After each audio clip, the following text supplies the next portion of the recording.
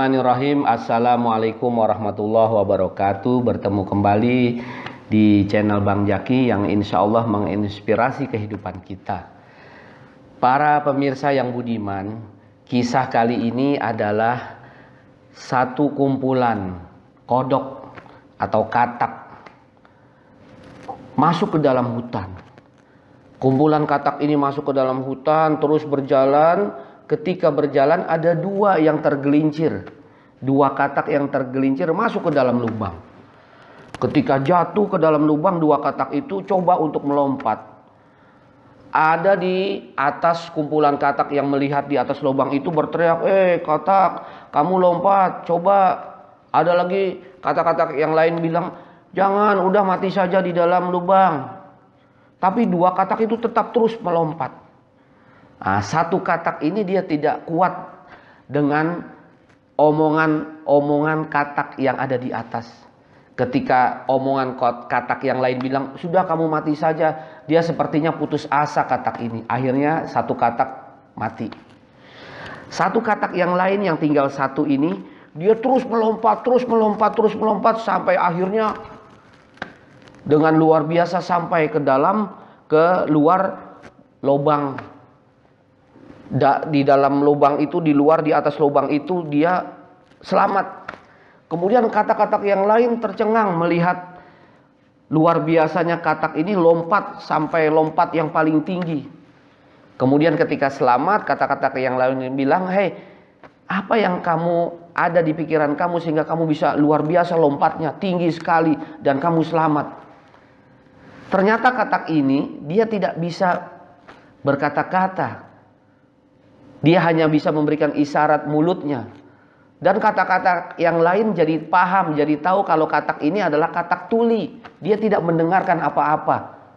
Sehingga dia jadi paham kalau katak ini mengira kalau omongan-omongan katak yang lain itu seperti memberikan semangat. Sehingga dia semakin semangat sampai lompatnya tinggi.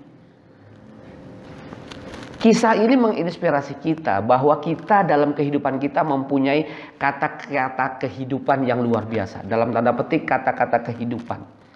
Terkadang ada orang yang ketika dapat musibah, dapat kecelakaan, dapat musibah, dapat malah bencana macam-macam, kita yang ada di sekelilingnya bukan malah membantu, malah kita memberikan ucapan yang negatif kepada orang yang terkena musibah.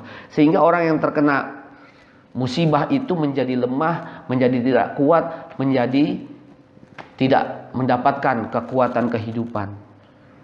Tetapi di balik itu, ketika ada orang di sekeliling kita yang terkena musibah, sebaiknya kita memberikan kata-kata kehidupan yang baik. Kita memberikan ungkapan-ungkapan yang baik untuk orang itu bersabar, menerima cobaan, bahwa ini adalah takdir Allah, bahwa ini adalah ketentuan Allah, sehingga orang yang terkena musibah itu mendengarkannya dengan dada yang lapang. Kemudian dia mendapatkan suntikan semangat dalam hidupnya. Itulah yang diperlukan dalam kehidupan kita.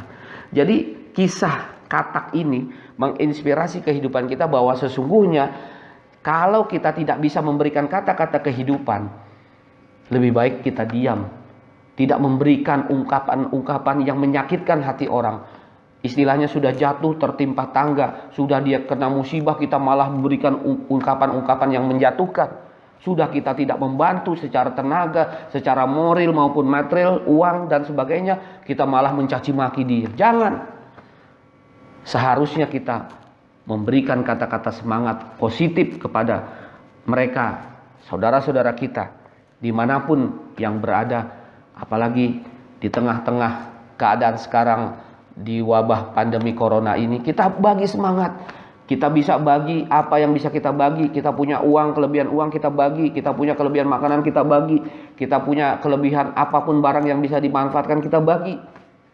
Karena ketika kita sedang membagi kebaikan kepada orang, sesungguhnya kita sedang berbaik kepada diri kita sendiri.